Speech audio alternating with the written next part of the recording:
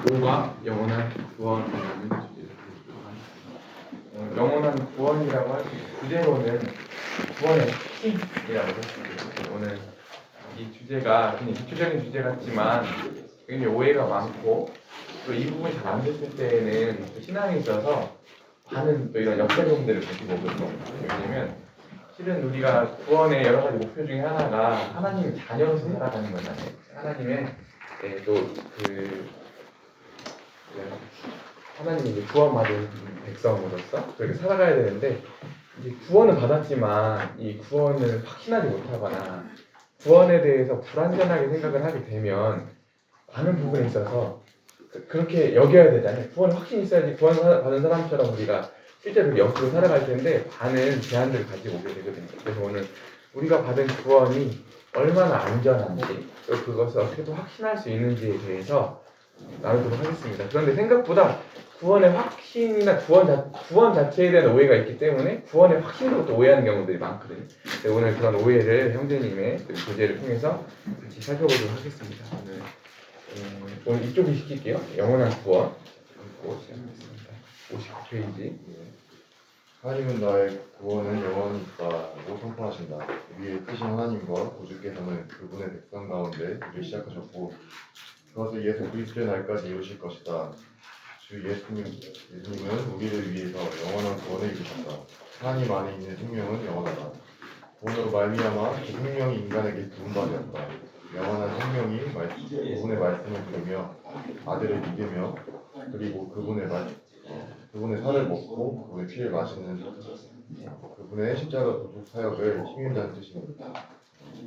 자들에게 자유롭게 주어진다. 영원한 생명은 하나님의 선물이다. 그 선물은 하나님께는 그분의 아들의 고난과 죽음을 감수해야 하는 심히 값진 힘낌이었다. 그것은 헌신이나 제작을 위해 얻어질 수 없는데 왜냐하면 그렇게 되면 그것은 선물이 아니라 우리의 행위에 대한 하나님의 보상이기 때문이다. 이상 인용된 성경 구절들을 보면 영생이 사람이 자신의 선행에 의존하여 일시적으로 소유하는 생명임을 암시하는 내용은 일절 없다. 일시적인 영원한 생명이라는 우리는 있을 수 없으며 영원 자체도 모순임을 알 수 있다. 믿는 자의 구원이 절대 안전하고 확실하게 지속되는 것임을 보여주는 구절들을 살펴보면 아주 인상적이다. 우리는 썩지 않고 더럽지 않고 해하지 아니하는 기업을 입기 위해서 거듭났으며 말세에 나타내기로 예비하신 구원을 얻기 위하여 믿음으로 말미암아 하나님의 능력으로 보호하심을 입었다. 이 확고하고 고동한 약속을 주목하라. 또 미리 정하신 그들을 또한 부르시고 부르신 그들을 또한 의롭다 하시고 의롭다 하신 그들을 또한 영원롭게 하셨느니라. 현재 이런 일이나 장래 일들도 우리를 하나님의 사랑에서 끊을 수 없다. 일단 우리가 주 예수님을 통해서 영원한 생명을 받으면 아무것도 우리를 하나님의 보호의 손길에서 빼앗을 수 없다. 만일 양이 따르면 혹은 만일 그들이 자신을 그분의 손 안에 두면 이라는 식의 조건이 일절 붙어 있지 않다. 아무도 이 하나님의 말씀을 선포해 그러한 조건들을 첨가할 권리가 없다. 능력을 유지하는 것은 하나님께 있지 사람에게 있지 않다. 그분은 보호하신다. 그분은 끝까지 견고하게 하신다. 그분은 지키신다. 그분은 온전히 영원히 구원하신다.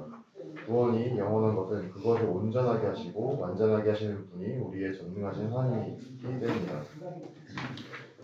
우리가 구원을 오해하는데 내가 구원 어떻게 받았나 라고 확증하는 사람들 중에 이런 경우들이 많거든요. 대체적으로 예수님 영접하는 그 순간이 너무 감격스럽잖아요. 그러니까 특히 이제 우리 1세대 처음에 예수님을 이렇게 믿게 되시는 이제 우리 부모님 세대들 같은 경우는 굉장히 큰 경험들을 하게 되거든요. 근데 그 경험이 크기 때문에 마치 그 경험이 구원 확신을 가져다 주는 것처럼 생각하는 경우들도 있고, 더 나아가서 일부 어떤 이제 기독교 초기의 어떤 기초적인 초보일 때는 어떤 생각들을 하게 되냐면, 우리 어떤 기독교 어떤 교리 있잖아요. 예수님이 내 죄 묻는 데 사해 주시고 그 교리를 동의하면 그게 구원받은 것처럼 생각을 하려고 하는 그런 흐름들이 있었어요. 근데 그것들이 왜 뭐가 문제가 되냐면, 그런 것도 통틀어가지고 경향을 할 때 좀 전문적인 용어로 뭐냐면 알미니안주의라고 해요. 뭐라고요?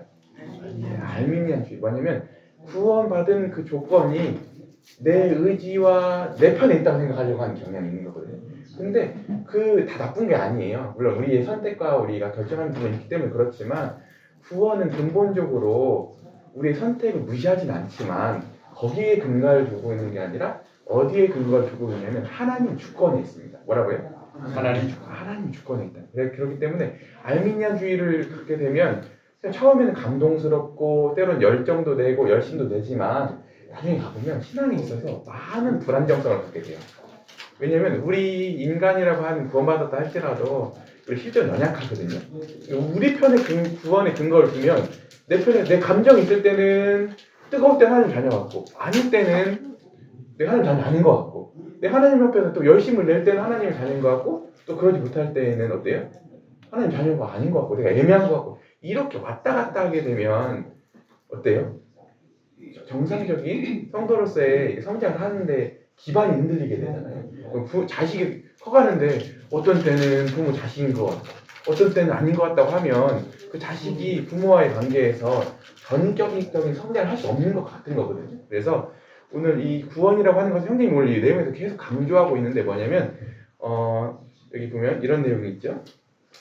영원한 생명은 하나님의 선물이고 또 뭐냐면 그것은 헌신이나 제자도에 의해 얻어질 수 없는데 왜냐하면 그렇게 되면 선물이 아니라 우리의 행위에 대한 하나님의 보상이기 때문이다 이렇게 말하는 거죠. 우리 편에서 조건을 갖게 된다는 거거든요. 그래서 우리 편에 조건을 갖는 것 자체를 하나님이 왜 거절하시냐면 구원이 불안정이기 때문에 그래요. 절대 그 안에서는 우리가 구원 안전 확신을 가질 수 없기 때문이고 또 넘겨보시면 우리가 지금 구원 받으셨죠? 여러분 다. 근데 우리가 아직은 미래형으로 두고 있는 게 있는데요. 미래형으로 두고 있는 게 뭐냐면 예수님 다시 오실 때 그때 의롭다함을 받을 겁니다. 뭐라고요? 언제? 예수님 다시 오실 때. 그때 하나님의 심판대 앞에서 너 의로워 이렇게 그때 하나님 선언해 주실 거예요. 근데 우리가 의로워요 안 의로워요 지금? 의로워요. 의롭죠? 왜 의롭다고 할 수 있죠? 미래 사건인데 너무나 확정적인 거예요. 예수님의 십자가의 구속으로 인해서 우리에게 앞으로 미래될 일이지만 하나님의 사랑이 우리 가운데 부어져서 미래의 사건이지만 이미 미래에 하나님의 예수님 다시 오실 때 심판대 앞에서 의롭다함을 선언 얻을 거지만 너무 확정적인 미래이기 때문에 현재 우리에게도 의롭다고 할 수 있는 거예요. 아시겠죠? 그러니까 근데 여러분 보세요. 마지막 하나님 앞에 지금 살아가고 있는데 나중에 하나님 심판대가 설 거잖아요. 이게 언젠가는.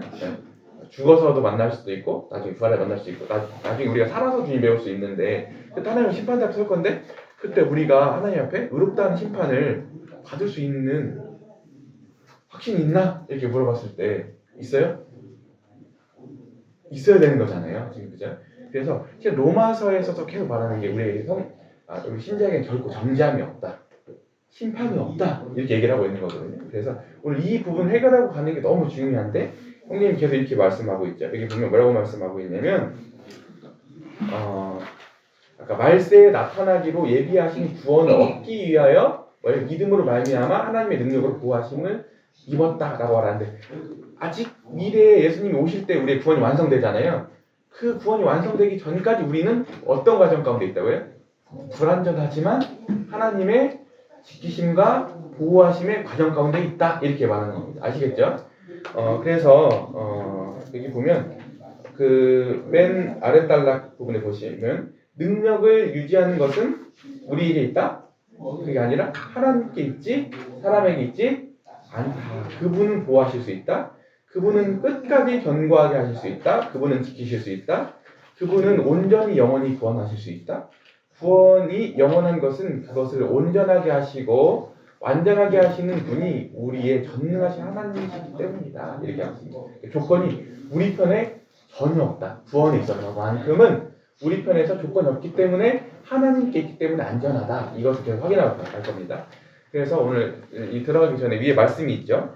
여기 보면 로마서 말씀인데요. 8장 30절 여기 위에 이제 네 번째 줄 안 찾아보시면 됩니다. 여기 또 어떻게 미리 정하신 그들을 어떻게 하신다고요? 부르신 그들 어떻게 하신다고요?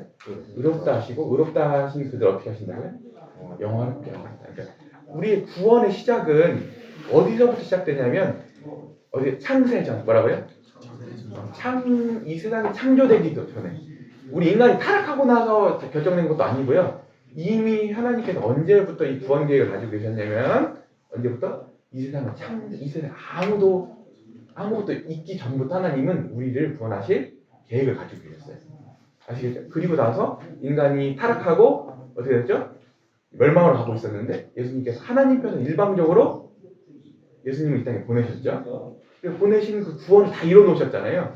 그 이뤄놓으신 구원을 어떻게 하시죠? 보면은 이 말씀 있죠? 정하신 그들을 부르셨다고 했어요. 때가 되니까 전도자들을 보내신 거예요. 그래서 여러분들 부르세요. 복음을 전하는 걸 가르쳐서 다른 말로 한문으로 뭐라고 하면 소명이라고 하거든요. 뭐라고요? 소명. 이름을 부르는 거예요. 이름을 불러서 지목해서 부르시는 거거든요. 근데 방식이 복음을 전하시는 거예요. 그래서 전도자들 전해서 복음을 전하시는데 다시 한번 미리 정하신 그들을 어떻게 하신다고요? 또한 부르신 그들을 또한 어떻게 하신다고요? 복음 전하니까 어떻게 돼? 믿음이 생기죠 우리 안에. 그 믿음을 의로 여겨주시죠. 믿음을 어떤다고? 뭐를? 복음을 전해주니까 믿음은 들음에서 나잖아요. 이렇게 들려지니까 우리 안에 믿음이 창조가 됩니다. 하나님께서 그 믿음을 어떻게 하시죠? 의로 여겨주세요. 그죠? 의로 여기 보시면 다시 부르신 그들 의롭다 하시고 또한 의롭다 하신 이들 어떻게 하신다고요? 우리가 지금 완성이 아니에요. 예수님 다시 오실 때 예수님이 다시 부활하셔서 새로운 육신을 입고 계신 것처럼 우리도 변화될 거거든요. 굉장히 이게 놀라운 신비로운 일이지만 이 모든 과정이 어떠냐면 따로따로 되는 게 아니라 다 주어지는 거예요. 뭐라고요? 이 중에 한 가지만 주어지고 한 가지는 탈락되는 법은 없어요. 왜냐하면 이 모든 과정을 누가 주도하시냐면 전능하신 하나님이 주도하시기 때문에 그래요. 그건 안전합니까? 안 안전합니까?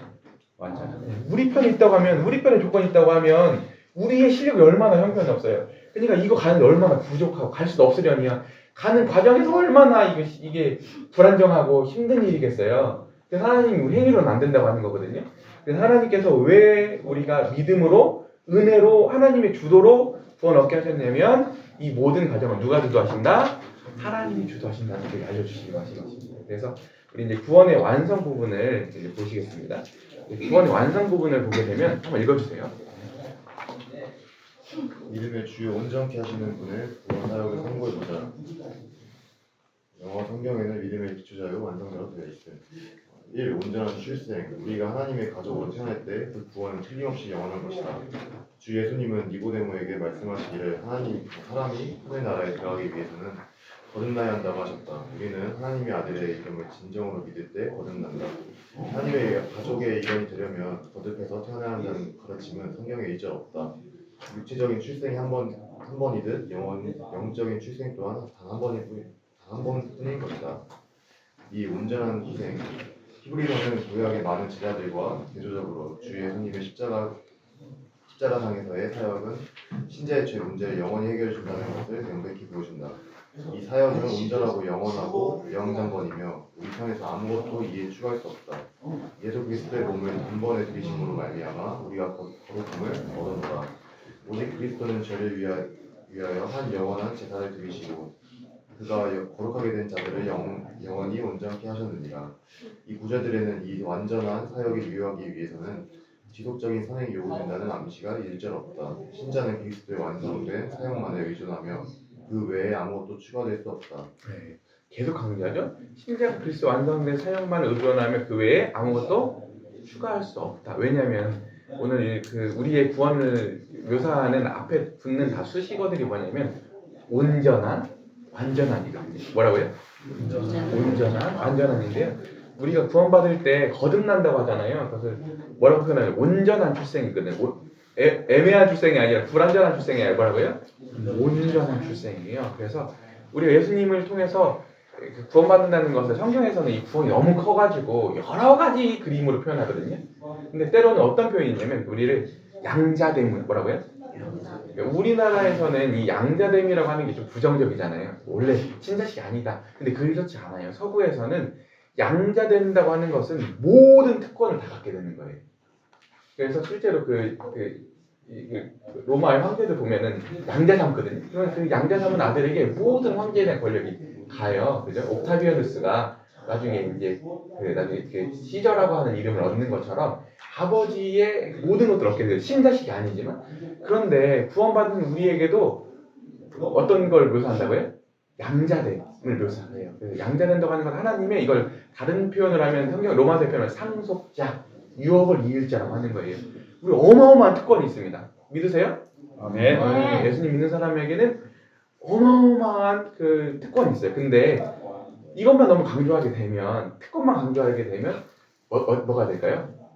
방종으로 가는 경우들이 있어요. 그런데 한편으로는 또 성경에서는 양자됨만 얘기하고 있는 게 아니라 또 뭘 얘기하고 있냐면 출생, 신자식인 것처럼 묘사하고 있어요. 우리에게 대해서. 하나님 우리를 낳으셨다는 표현을 하시고요.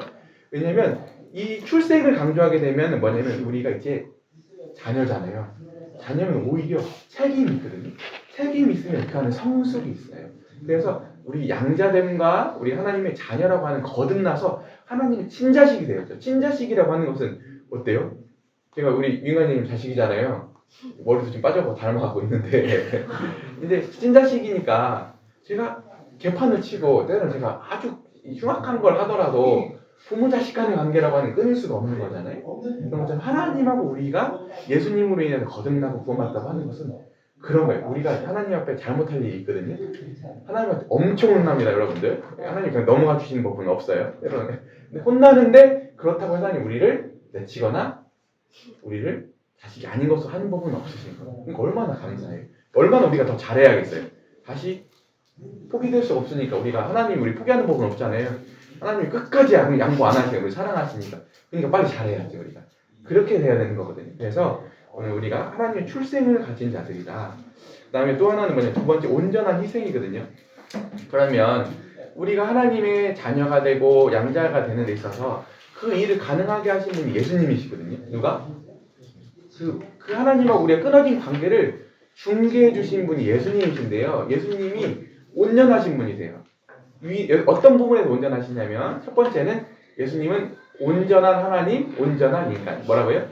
온전한 하나님, 온전한 인간. 그러니까 이 세상에서 유일무이한 한 존재가 있는데 인간이시면서 하나님이신 유일한 존재가 있는데 그건 예수님이시거든요. 예수님이 50% 하나님, 50% 인간 이런 게 아니라 온전한 하나님, 온전한 인간이세요. 그러니까 하나님하고 우리 사이를 중보할 수 있는 거거든요. 그러니까 예수님이 우리를 위해서 계속 피를 흘리셨지만 똑같이 인간의 피이셨죠. 보혈이셨지만 그분의 피의 가치는 어떤 가치가 있어요? 하나님, 신의 우리의 모든 사람들의 죄값을 다 치고도 남을 만한 보혈이라고 하잖아요. 그러니까 그분은 온전한 인간, 온전한 하나님이시잖아요. 그래서 영원히 단번에 그분이 오시기 전에 그 예수님의 제사를 구약에 있는 제사들이 계속 예표했잖아요. 앞으로 예고했잖아요. 근데 그건 불온전했죠. 계속 드려졌죠. 근데 예수님이 실제가 딱 오니까 그분이 십자가에서 드리신 영원히 단번에 드리신 제사가 어때요? 너무 완벽해요. 드리신 그 예수님 존재 자체도 완벽하시죠. 그래서 히브리서 표현에 보면 그분은 우리가 똑같이 우리가 시험을 받으시는 자는 죄가 없으시죠. 두 번째는 왜 예수님의 그 제사가 온전한 희생 제사냐면 예수님이 그 드리신 제사가 하나님께 순종으로 드리셨다고 했어요. 빌립보서 말씀. 하나님이 드릴 때 그 제사가 너무 받으실 만한 거 어떻다고요? 그래서 예수님이 부활하셨잖아요. 성령님을 통해 누가 부활시키신 거냐면 하나님 아버지께서 부활시키신 거예요. 왜냐하면 예수님이 드리신 그 희생 제사가 너무 하나님이 받으시기에 흡족하셨던 거예요. 그래서 그 제사를 받으셨다고 하는 증표로 예수님을 부활시키신 거예요. 아시겠죠? 그러니까 예수님의 제사가 우리를 위해 드리신 희생 제사가 온전합니까? 안 합니까? 너무 온전한 희생 제사죠. 예, 그분 존재도 너무 온전하시고 우리에게 적용하신 그리스도 너무 온전하시고 두 번째는 뭐냐면 온전한 연합이거든요. 그러니까 예수님하고 우리를 연결시키시는 분이 누구시냐면 성령님이시죠. 뭐라고요? 성령님이 우리를 연합시키는 걸 가르쳐서 우리 표현하는데 성령 침례라고 해요. 뭐라고요? 성령 세례, 성령 침례인데 우리가 예수님을 믿는 순간 거듭나기도 하죠. 거듭나는 순간 성령께서 어떤 일을 하시냐면 머리 대신 예수님에게 예수 그리스도께 우리를 연합시키시거든요. 보이지 않지만 놀랍게 실체로 우리를 연합시키세요. 예수님 영접하는 순간 우리가 원하고 원치 않는 간에 성령님 우리를 딱 성령님께서 예수님께 우리를 딱 연합시키시는 거예요. 그러면 우리는 이제 그 예수님을 머리로 필두로 해서 우리가 그분의 지체로 연합되는 걸 가리켜서 교회라고 해요. 뭐라고요? 교회는 우리 지역교회이기도 하지만 우주적인 교회. 예수님 오셔서부터 지금까지 모든 신자들이 다 성령님으로 인해서 다 연합되어 있습니다. 그것을 가지고 우주적인 교회라고 해요. 그래서 이 성령님으로 인해서 우리가 예수님하고 연합되어 있어요. 이게. 근데 이 연합되어 있으면 넘겨보실게요. 우리가 그 앞에 장에 보면 끝에 보면 우리가 그분과 함께 죽었고 뭐라고요? 예수님 십자가 죽으실 때 우리가 같이 옛사람 같이 죽었고 또 이 성령님으로 인해 연합되었기 때문에 예수님이 부활할 때 우리도 같이 부활되었고 그 다음에 넘겨보면 어떻게 되었죠? 우리는 부활만 같이 한 게 아니라 승천까지 한 거예요. 우리는 이 땅에 살고 있지만 우리의 지위는 어디 있어요? 하늘 하나님 보좌. 예수님 어디 앉아 계시죠? 하나님 보좌. 하늘에 계시기 때문에 우리가 비록 이 땅에 살고 있지만 우리의 머리가 하나님 보좌 우편에 있기 때문에 우리가 거기 있는 것과 같은 겁니다. 그래서 우리는 이 정도로 그분과 동일시 되었다. 동그라미 치세요. 동일시. 그래서 아무것도 우리를 그분의 사랑과 보호로부터 어떻게 할 수 없다고요? 떼어놓을 수 없다고요. 왜냐면 이걸 누가 하셨기 때문에 우리가 하나님 붙들었기 때문에 성령께서 우리를 예수님 갖다 잡아 붙들어 맸기 때문에 끊을 수 있는 것도 이 세상에 아무것도 없는 거예요. 그래 로마서에 본 걸 기근이나 적신이나 어떤 피조물이라도 하나님이 있는 그 사랑에서 우리를 끊을 수가 없다라고 하는 데 있어서는 하나님이 하신 이 구원의 방식이 너무 온전하기 때문에 그럽니다. 그 다음에 성령님의 완전한 사역을 보게 되면 이제 구원받은 사람에게는 또 어떤 특권이 주어지냐면 누가 오시냐면 성령님이 주어진대요. 누가 주어진다고요? 하나님이 구원의 특징을 표현하면 주시는 거예요. 뭐라고요? 첫 번째는 우리를 위해서 누굴 보내주셨죠? 먼저 창조자는 이 세상을 주셨어요. 두 번째는 우리를 위해서 누구 주셨죠? 아들 예수님을 내어주셨죠? 하나님이 누구 주셨어요? 성령님까지 우리 안에 내어주셨어요. 그래서 모든 믿는 신자들 또 신자 각 개인에게는 성령님이 내주하시는데 이 성령님이 우리 안에 인치셨다고 하거든요. 인친다는 게 뭐죠? 양이 있었어요. 고대 근동에 보면 내 양이라고 하는 표식을 하기 위해서 인두로 지지잖아요. 내 소유야 이렇게 하나님이 성령님을 보내셔서 우리 각각 개인이 우리 하나님의 아버지의 소유됨을 인치셨어요. 성령님은. 그럼 이 성령님을 가지고 있는 사람들에게는 어떻게 되냐면 여기 네 번째 줄에 달라. 우리가 진실로 복음 메시지를 믿을 때 우리는 구속을 보증하시는 성령으로 인침을 받습니다. 이러한 성령의 기름 부음이 모든 참된 믿는 자 안에 머물러 있다. 이와 같은 모든 믿는 자는 하나님의 인침을 받아 어떠다고 영원한 구속의 기업을 약속받는다. 이 성령을 받았다고 하는 것은 무엇을 지금 예표하고 보증하고 있는 거냐면 마지막에 아까 어때요? 하나님 예수님이 심판대 앞에 무죄 선언, 의롭다고 하는 선언을 이미 이 성령께서 보증하고 있는 거예요. 그것을 넘어서서 우리가 예수님과 변화될 온전한 구원을 이 성령께서 우리 안에 오셔서 보증수표가 되신다. 보증이 되신다고요. 아시겠죠? 성령님 받는 게 중요합니까? 안 중요합니까? 너무 중요하죠. 네. 완전한 변호. 이제 성령님에 대한 이야기였지만 이제 예수님께서 중보자가 되세요. 그래서 중보자가 되셔서 어디서 우리를 위해 중보하시냐면 하나님 보좌의 우편에서 하나님 보좌 옆에서 우리의 모든 유익과 우리의 잘못과 이런 것들 다 하나님 앞에서 그분이 중보해 주세요. 중개해 주신다. 우리를 위해 도우신다고요. 그래서 우리가 지금 연약하게 살아가잖아요. 우리가 연약함 가운데만 있는 게 아니라 우리 연약함을 무엇이 두르고 있냐면 예수님의 중보가 우리를 두르고 있기 때문에 우리가 믿음 생활을 할 수 있는 거고 우리는 때로는 실수하지만 또 다시 일어나서 우리가 세워짐을 입는 것은 우리가 똑똑하고 우리가 잘나고 실력이 그런 게 아니라 누구의 중보 때문에? 지금 예수님의 중보 때문에 그래요. 예수님의 중보만 있는 게 아니라 로마서의 표현이 뭐라고 하냐면 성령께서 우리 하도 아둔해서 무엇을 기도할지 우리는 무엇을 기도해야 되는지 알지 못한대요. 누가 대신 기도해 주신대요? 우리 안에 성령님께서 대신 기도해 주신대요. 그러니까 우리는 성부, 성자, 성령, 삼일체 하나님의 중보 가운데 있는 거예요. 엄청난 특권이죠. 그 다음에 이제 완전한 보전이죠. 이런 구원을 받은 사람은 다음 구원이 치료될 수 있느냐? 치료될 수가 있어요, 없겠어요? 없어요. 그래서 우리가 구원받는 사람이 시험이 오잖아요. 시련이 오잖아요. 그 다음에 어떻게 될까요? 우리가 시험에 넘어지고 우리가 구원 취소될 수 있을까요? 히브리서에서는 취소된 것처럼 표현하는 것처럼 오해가 돼요. 아니에요. 왜 그건 아닌지는 나중에 설명해 드릴 건데 취소된다는 말이 아니고요. 그 완전한 이 보존이라고 하는 것은 뭐냐면 견인교리라고 해요. 뭐라고요? 견인교리. 견인교리는 뭐냐면 한 번 그 구원받은 것은 누가 보장하시냐면 하나님께서 보장하시는데 우리 편에는 어떻게 그게 경험되냐면 견딤으로 이게 경험된다고 하는 거예요. 뭐라고요?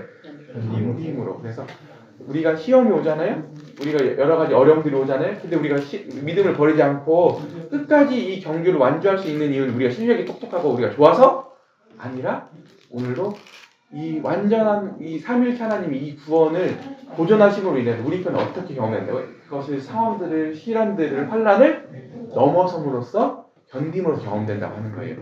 근데 여러분 걱정하지 마요. 나 시험 오면 나는 실패하면 어떡하지? 여러분들의 실력이 있는 게 아니라 그런 시험이 올 때 하나님께서 충분히 그것을 견디게 해주신다고 했어요. 그리고 심지어 못 견딜만 하면 하나님께서 피할 길을 내신대요.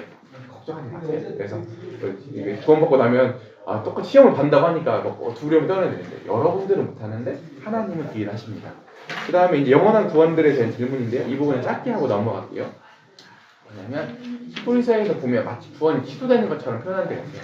근데 취소되는 게 아니라 그 취소되는 것처럼 표현한 대상들은 어떤 사람들이냐면 우리가 공동체 안에 모두 다 들어와 있잖아요. 근데 우리가 다 모르잖아요. 어쨌든 우리는 다 모르지만 우리가 다 누군가는 실제로 성령을 거듭난 사람이 있고 거듭나지 않은 사람이 혼재되어 있거든요.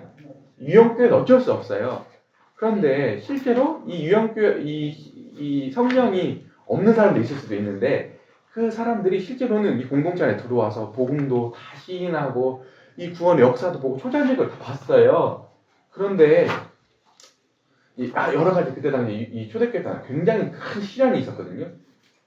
굉장히 목숨을 담보로 하고 모든 것을 다 박탈당하는 이런 시련이 왔을 때 오히려 그들이 다 유대교로 돌아갔어요.